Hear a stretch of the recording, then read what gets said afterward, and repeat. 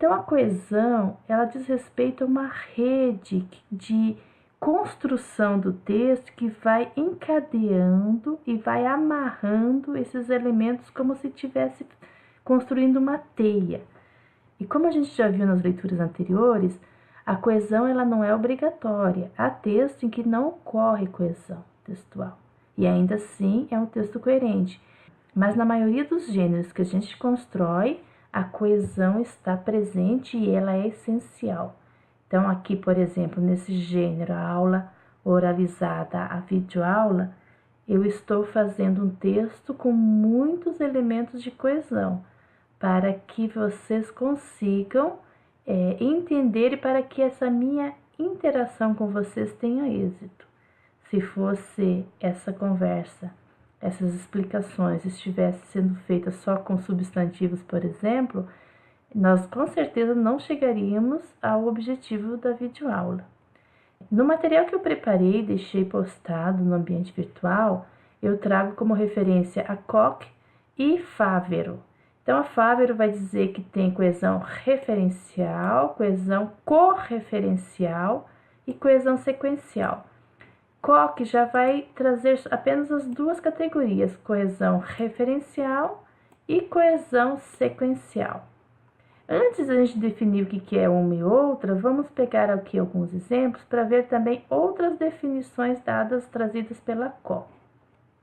Nós temos aqui este exemplo. Meu problema é este. Estou sem dinheiro. Isso é comum nessa época do ano. Então, nós temos aqui, ó, meu problema é este. A palavra este, pronome demonstrativo, ele busca um referente. Eu não dei o referente antes no texto. O referente está depois, estou sem dinheiro. Então, quando isso acontece, nós chamamos de catáfora, é uma coesão catafórica. Por quê? Porque o referente, estou sem dinheiro, está depois de este, que é o elemento que vai enunciar aqui isto que a gente chama na sintaxe de aposto. Já aqui, ó, isso é comum nessa época do ano, esse isso já faz um caminho inverso, ele retoma algo já dito no texto. O que é o isso? Estar sem dinheiro. Então, ele retoma toda aquela oração, estou sem dinheiro, portanto, ele volta no texto. Então, o referente está antes e ele está retomando a partir desse pronome também demonstrativo. Então, aqui, neste caso, nós temos uma coesão anafórica, ou seja, eu volto no texto para procurar o referente. E aqui eu tenho ainda uma outra forma de coesão. Isso é comum nessa época do ano. Muito bem, de que época do ano eu estou falando? Vai estar dependendo do contexto que essa frase foi dita. Então, por exemplo, se eu estou dizendo agora em janeiro, estou me referindo ao começo do ano, por exemplo. Mas se eu digo essa frase em outra época do ano, pode estar se referindo a outra época do ano. Então, esse elemento aí, a gente chama de um elemento que faz uma referência exofórica. Por que exofórica? Vai para fora, êxodo, o que é êxodo? Para fora. Exofórica vai para fora do texto, nós não temos um referente no texto. Já os outros elementos, o isso e o este, que eu apontei antes, eles têm um referente no texto, que é estou sem dinheiro. E neste caso, nós chamamos de coesão endofórica, ela tem uma referência endofórica. Endo é o quê? Dentro. Então, está dentro do texto essa referência. Então, há essa separação, então, entre coesão endofórica e exofórica, e coesão anafórica e catafórica, quando eu falo de coesão referencial. Muito bem, e o que é coesão referencial?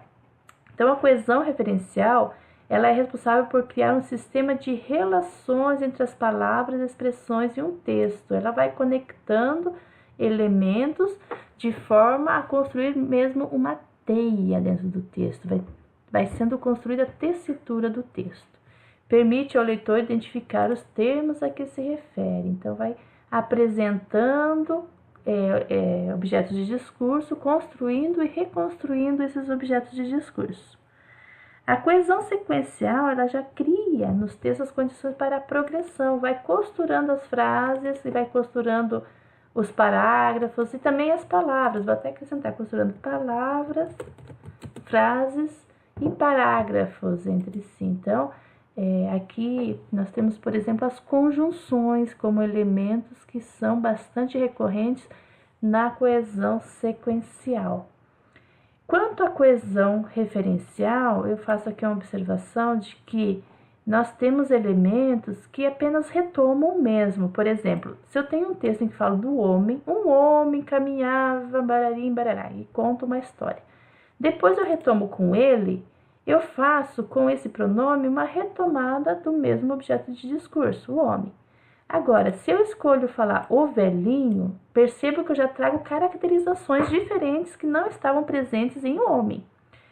E aí, se eu retomo com o bom velhinho, já é uma outra forma de trazer informações novas. Não é só velhinho, é o bom velhinho, eu já vou categorizando.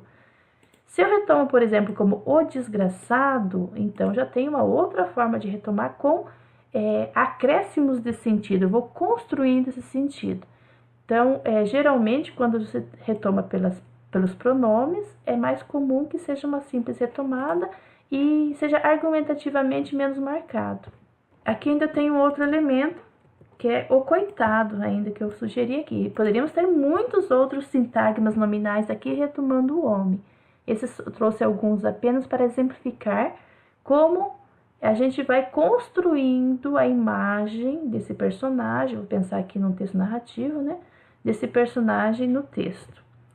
Vamos pegar um outro exemplo, discussão. Eu tenho lá uma palavra, introduzo o objeto de discurso como discussão. Se eu retomo como desavença, eu tenho aqui uma construção de sentido. Se eu retomo como desentendimento, tem uma outra orientação. Pendenga já é uma outra orientação. Briga, arranca-rabo. Então, vocês veem que há contextos específicos para eu usar cada uma dessas expressões. Então, arranca-rabo, por exemplo, é uma expressão bem informal. Desavença já é um pouquinho mais formal. Pendenga já vai dar a ideia de que é uma briguinha à toa. Então, dependendo de como eu retomo esse elemento, eu vou também acrescentando, construindo os sentidos do texto. Eu vou também apresentar aqui uma outra ideia de que às vezes a gente não faz as retomadas pela coesão referencial apenas do elemento em si e vai construindo a imagem daquele elemento, então aquele objeto de discurso. A gente recorre a conhecimentos estruturados, socialmente estruturados, e a gente traz elementos que estão dentro daquele campo semântico. Então, vocês pensem que eu fale sobre acidente de trânsito. Você já pode esperar, por exemplo, que eu fale em pedestres, em motoristas, em polícia, em ambulância, em agentes de trânsito. Então, são elementos que estão, digamos assim, relacionados a acidentes de trânsito.